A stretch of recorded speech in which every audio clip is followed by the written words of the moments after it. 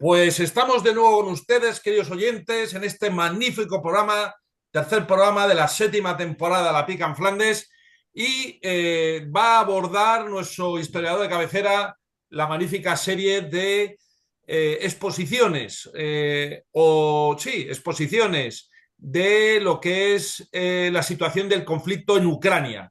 Así que nada más, le cedo la palabra a don Fernando, ilústrenos cómo está la situación, por favor. Bueno, pues seguimos hablando de la guerra de Ucrania porque desdichadamente pues la guerra prosigue. Y como toda guerra, pues es muy compleja y tiene muchos aspectos.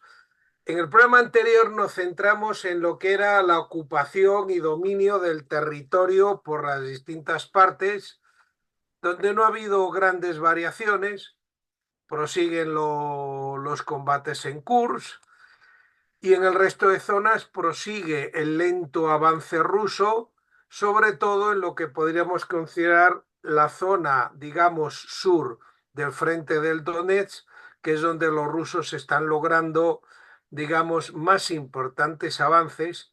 Han alejado el frente de la capital de la provincia, del mismo nombre Donetsk, y ya les da una mejor ocupación, digamos, de esa provincia. Y hoy que lo que quería tratar es lo que ya hablamos que quedó pendiente en el tema anterior.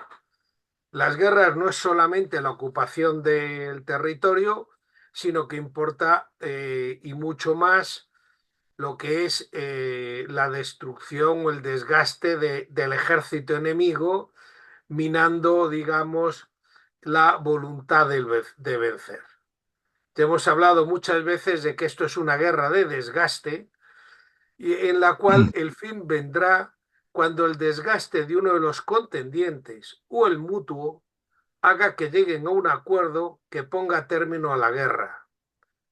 No creo que vayamos a ver la victoria en ninguno de los bandos, sino más al final una estabilización del frente, tal y como sucedió en Corea, en que se establezca una línea de paz, que es alguna forma en que han acabado muchos conflictos. Pero una línea de paz, perdona, don Fernando, por aclararle a los oyentes que sería en territorio ucraniano, ¿no? Con Luhansk y Donetsk en manos rusas, entiendo, ¿no? Es, hombre, Y con como el una río en ocupación de una separación. parte del territorio ucraniano, digamos, eh, lo que ocuparía la línea, pues dependería de la situación en ese momento. Pero vamos, la situación inicial de 2014 o de 2022 no la creo en ningún caso. Es decir, estoy hablando de Ucrania antes de la invasión de Crimea o la situación antes del avance del 22 con una pequeña parte de Luhansk y de Donetsk ocupado. Ahora, ¿por dónde quedará la línea? Es más difícil de prever. ¿Por qué? Porque el desgaste es mucho más difícil de conocer. Al contrario que en las ocupaciones de territorio, las cuales son mostradas por el bando que avance, el desgaste propio es un dato reservado que no se facilita o se minora. Y el desgaste del contrario se exagera. Y eso por ambas partes, lo cual no es nuevo. Ya en las guerras de sumerios o egipcios, las relaciones de bajas propias y del enemigo son difícilmente creíbles. Y así a lo largo de toda la historia de los conflictos bélicos, y este no es una excepción. Entonces nos tenemos que basar, por tanto, en los resultados sobre el campo de batalla y en distintas informaciones apoyadas por fuentes razonables para estimar el desgaste. Y que lo trataremos principalmente en dos planos. El material, sin medios no se puede luchar, y el humano. En el plano material, por parte rusa, tenemos que ha sufrido enormes pérdidas, muy especialmente en la ofensiva inicial de 2022. No olvidemos que tuvo que acabar retirándose de amplias zonas del territorio ocupado, y por el hecho de mantenerse desde el otoño de 2022 en la ofensiva, lo cual siempre ocasiona más bajas que la defensa, especialmente en este conflicto. y en el cual el frente de batalla se encuentra muy cubierto por sistemas de reconocimiento, satélites, drones, y además también por potentes armas individuales con proliferación de misiles anticarro y antiaéreos, el desarrollo de drones de ataque y numerosas bocas de artillería con gran dotación de proyectiles, que la artillería sigue siendo la reina de las batallas. Aunque los rusos no han suministrado cifras y las ucranianas están obviamente hinchadas, distintas fuentes que contrastan fotos y vídeos de enfrente, pues con las redes sociales la difusión es amplia, muestran un alto número de pérdidas de material, especialmente de los vehículos modernos en servicio. Fuentes americanas llegan a evaluar incluso que las pérdidas son superiores al material en servicio al inicio del conflicto. Rusia lo ha compensado utilizando los almacenes y desplazando fuerzas de áreas más lejanas, pero ello no representa una fuente infinita. De hecho, se han llegado a ver imágenes de trenes llevando al frente carros T-62, un diseño de finales de los 50, y algunos incluso han sido destruidos. Asimismo, también se han visto imágenes de carros T-55. La actualización en los años 50 del carro T-54 diseñado en 1945 y que están siendo utilizados para la formación de tripulaciones. En todo caso, hay que tener en cuenta que las características del frente apuntadas desaconsejan el uso de grandes formaciones acorazadas y los combates se hacen con pequeñas unidades, en muchos casos en vehículos muy ligeros, incluso motocicletas, para reducir el tiempo de exposición hasta llegar a zonas a cubierto. De hecho, cuando los rusos han tratado de utilizar masas de vehículos, han sido destruidas, como les pasó en el intento de cruce de un río en Bielorritka, en el ataque a Vuhledar y recientemente también en un ataque buscando cerrar esa brecha en el Donetsk, que atacaron con 30 y tantos vehículos y fueron cubiertos por la artillería ucraniana. Asimismo, hay que destacar en este desgaste que, contrariamente a lo que cabría esperar en una guerra moderna, el papel de la aviación está siendo muy reducido y, de hecho, no ha tomado un peso notable hasta el desarrollo de las bombas planeadoras que pueden lanzarse a distancia. Tal reducción de empleo de medios aéreos solo puede justificarse por las fuertes bajas iniciales que han obligado a preservar los medios existentes, a lo que debemos añadir las pérdidas sufridas en bases aéreos por los ataques con armas de precisión a larga distancia que ha podido ejecutar Ucrania. Ahora bien, Rusia se ha volcado en una economía de guerra y la producción de material militar que se realiza de acuerdo con las experiencias del frente se ha intensificado, además de contar con la ayuda y suministros de Irán, Corea del Norte, aunque en este caso sus proyectiles presentan una alta tasa de defectuosos, y por supuesto China, aunque en este último caso cuida las apariencias en cuanto a suministros que puedan implicarla. En el caso de Ucrania, pues cuenta con menores arsenales e industria de defensa y depende básicamente de la ayuda occidental, que fue muy eficaz al inicio de la guerra. ¿Qué problema hay? Que la ayuda europea está basada en los arsenales y se ha utilizado en gran medida, y no parece que se haya activado lo suficiente la producción de nuevo material, por lo cual cada vez es más difícil reemplazar las pérdidas en combate. Su principal suministrador es Estados Unidos, que sí que cuenta con amplios arsenales y producción, no Europa. Pero recordemos que es suministro que está sujeto a vaivenes políticos, que ya afectaron en el año 2023, cuando los cierres de presupuestos. Si ahora tocamos al desgaste de, lo podríamos llamar los medios humanos, el personal, el soldado que está en el frente, y que al final pues es el que decide las guerras, todavía es más difícil de valorar que las pérdidas materiales. En cuanto a los medios humanos, ambos han sufrido importantes pérdidas, especialmente obviamente Rusia como atacante de trincheras defendidas y posiciones urbanas. Hay algunas fuentes que estiman que en total de pérdidas irrecuperables, muertos y heridos muy graves supera los 200.000, que es una cifra muy alta. Aunque el potencial humano del país es más alto, está evitando recurrir a las movilizaciones por motivos políticos. Por el momento parece tener menos problemas que Ucrania, aunque haya tenido que elevar las primas del ganche y salarios, lo que es un reflejo de mayores dificultades. Pero le está permitiendo mantener presión a lo largo de un frente tan extenso. Recientemente ha aumentado, creo que fue ayer cuando Putin eh, aprobó un aumento del límite de las Fuerzas Armadas rusas que va a permitir añadir 150.000 efectivos más a las mismas, que está previsto que sean principalmente infantería. En cuanto a Ucrania, tiene más problemas humanos, cuenta menos población y además recordemos que una parte importante de la población joven emigró. Pensemos en los chicos de 16 años que emigraron en 2022 y que ahora tendrían 18, justo la edad militar. Y no todos han vuelto a Ucrania. De hecho, la edad media de los soldados ucranianos, según una información que aparece en unas fechas, es anormalmente alta. Se hablaba de 44 años, es muy elevado. Claro, los avances rusos en el sur del Donetsk parecen ser un reflejo de una falta de personal suficiente para poder cubrir tantos frentes.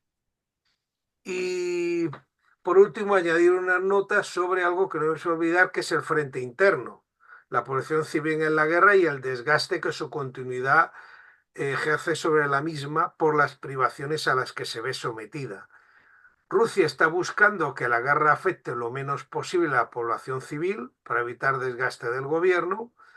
En cambio, la población civil ucraniana se ve sometida a importantes presiones por los efectos de los apagones eléctricos, pérdida de territorio con los consiguientes desplazamientos internos de población y el alto número de desplazados exteriores.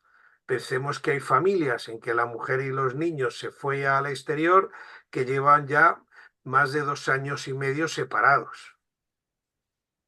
En conclusión, ya en opinión personal, parece ser mayor el desgaste ucraniano, pero realmente carecemos de información muy precisa sobre las capacidades rusas ya muy mermadas y donde los ataques son básicamente de infantería y no de unidades acorazadas por el desgaste y bajas. Y ya pues dejo la opinión al resto de miembros de la mesa.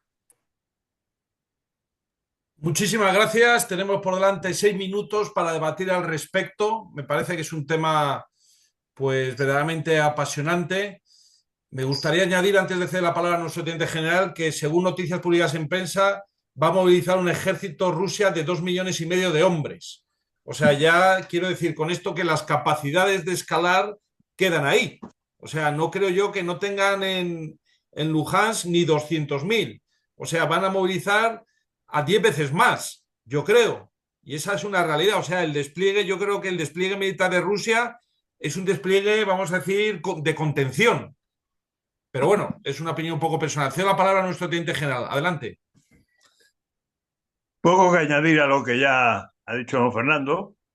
Efectivamente, simplemente por demografía, pues la debilidad de Ucrania frente a Rusia, pues está clara. No puede hacer unos relevos en las unidades en combate porque no tiene personas ya. Se les va acabando. Los que tiene, como ha dicho, ya elevan la edad para ser un combatiente y lo que queda por ahí exteriorizado es que si se sigue alargando el conflicto, pues Ucrania, por ley natural, pues no tiene las ventajas. Yo creo que todo esto va a tener una influencia grande con lo que pase en las elecciones en Estados Unidos. El apoyo que ahora mismo los demócratas están dando, y parece ser, según hablan los republicanos, por intereses de las empresas de armamento y demás, es decir, intereses económicos, pues yo creo que con el señor Trump, si él gana, se cortará el grifo y aquello se acabará mucho antes. Si no es así, puede ser que el alargar y esa movilización de que nos ha hablado nuestro amigo Fernando por parte de los rusos nos puede llevar a un conflicto más generalizado, porque podría ser que Ucrania se agote, que Occidente aporte, además de material, personal, y ya han dicho los rusos que si llega el caso, ese momento, ya la cosa se complicaría y se amplía mucho más. Así que yo, sin grandes conocimientos, porque la información en estas situaciones no son muy fiables, pero deduces que Ucrania tiene las bazas bastante perdidas, y si no es así, porque Estados Unidos sigue incrementando su apoyo y llega un momento que se le suplenta los hombres en el combate. En Rusia, con esa movilización y esa potencialidad que le está dando a su economía de guerra, pues puede darnos un disgusto gordo, no solamente a los ucranianos, sino a todos los que estamos alrededor. Nada más. Muchísimas gracias, mi teniente general. Cedo la palabra a nuestro general Fontela. Adelante, mi general. Efectivamente, está claro que Zelensky ve la guerra perdida, ¿eh? Y entonces lo que quiere es ampliarla para salvarse él. Me recuerda mucho a Negrín en nuestra guerra civil. Resiste, resiste y a ver si enlazamos con la Segunda Guerra Mundial que ya se avecina. Él lo que quiere es provocarla, precisamente provocarla pidiendo permiso para poder atacar a Rusia en profundidad, para implicar a la OTAN en el conflicto y que un conflicto mayor le salve a él. Pero en eso yo creo que está lo de Rusia, que la movilización que ha hecho es precisamente una medida disuasoria, y una advertencia a aventuras más peligrosas, nada más. Pues magnífico, mi general. Hay que también reconocer cómo ha cambiado el plano geopolítico en Europa. Naciones que históricamente han sido neutrales con respecto a Rusia, como por ejemplo Finlandia y lo que es Suecia, han caído en las redes de la OTAN. Y son naciones fronteras, sobre todo Finlandia. ¿Qué necesidad, después de haber tenido una neutralidad, yo creo, bastante productiva durante la época de la Guerra Fría, que era, digamos, una situación fáctica en la que no había unidades en la frontera entre Finlandia y Rusia, ni finlandesas ni soviéticas? Y es ahora cuando se van a poner a construir bases en esa frontera, que son miles de kilómetros, verdaderamente, bueno, ha cambiado el tablero geopolítico en Europa y bueno, pues ese conflicto congelado, ahí está. Está el caso luego también de Moldavia con la Transnistria, como sabemos, y es que de tarde o temprano surgirá uno, surgirá otro, y o construimos una arquitectura de seguridad en Europa o en Eurasia donde estemos todos cómodos, o si no, es que esto va a ser un sin vivir. Y al final, con locos como Zelensky, y luego está la cuestión del atentado contra Trump, que eso es otra cosa también que nos hace ver, como recordemos, que lo comentamos, me parece, aquí en mayo de este año, el atentado contra Robert Fico, el primer ministro eslovaco, que también era un político anti-Zelensky. Parece que, digamos, solamente van cazando a los que se oponen a la guerra de Ucrania. Y es que esto, al fin y al cabo, nos hace que pensar, al menos, aunque nos tachen, en mi caso, de conspiranoico. Pero bueno, nada más, queridos oyentes, magnífico, como siempre, el tema, esta exposición por don Fernando Platón. Enhorabuena, don Fernando. También el debate, aportamos, como siempre, estamos viendo criterios profesionales como el del teniente general Pérez Alamán, el general Fontenla, experiencias históricas, análisis serios, rigurosos. Digamos, al fin y al cabo, nosotros somos una agencia antibulos con respecto a la guerra de Ucrania. Ahora que el presidente va a crear una agencia de Ucrania, pues nosotros haremos un fact-checking al respecto, porque al menos los que, como siempre decimos aquí, los que hablan en esta mesa de debate son personas que saben. No los que no saben, que son los que nos calientan la cabeza desde las televisiones. Pues nada más, queridos oyentes, muchísimas gracias. Por favor, sigan con nosotros fielmente, que desde luego no les decepcionaremos y aquí tendrán siempre la opinión y el criterio. Muchísimas gracias y muy buenas tardes a todos. Cuídense mucho.